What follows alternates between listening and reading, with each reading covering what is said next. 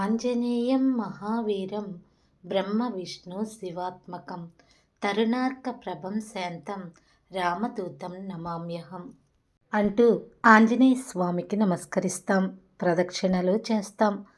అంజనాదేవి పుత్రుడు, మహావీరుడు, బలశాలి, ధైర్యవంతుడు, బ్రహ్మ విష్ణు మహేశ్వర్ల స్వరూపమైనటువంటి, అలాగే ఉదయించే సూర్యుని వలె అత్యధికమైన తేజస్తో ప్రకాశించే శాంతమూర్తి అయిన శ్రీరాముని దూత అయిన ఆంజనేయ స్వామికి నేను నమస్కరిస్తున్నాను. శ్రీ ఆంజనేయ స్వామి శుభకరుడు, భక్త సులభుడు. ఆ స్వామిని భక్తితో మనం ప్రదక్షిణ నమస్కారాలతో పూజిస్తే తప్పక మనకి శుభాలనిస్తాడు. ఆంజనేయ స్వామి అనుగ్రహం కోసం మనం 11 ప్రదక్షిణాలు, 108 ప్రదక్షిణాలు, 54 ప్రదక్షిణాలు ఇలా చేస్తూ ఉంటాం. ప్రదక్షిణాల సంఖ్య కోసం మనం మిరియాలని, పసుపు కొమ్ములను, యాలకులను, వక్కలను వినియోగిస్తూ ఉంటాం. 11 ప్రదక్షిణలు చేసిన భక్తితో చేస్తే స్వామి మన కోరికలను నెరవేరుస్తారు.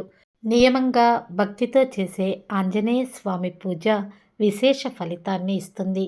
స్వామిపై భక్తితో 11 ప్రదక్షిణాలు ఆలయం చుట్టూ చేసి భక్తితో స్వామికి నమస్కరిస్తే కష్టములు తీరతాయని మన నమ్మకం.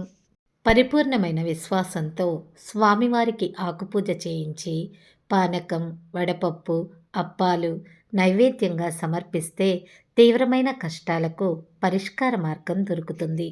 స్వామివారికి తమలపాకుల మాల సమర్పిస్తే మనశ్శాంతి కలుగుతుంది.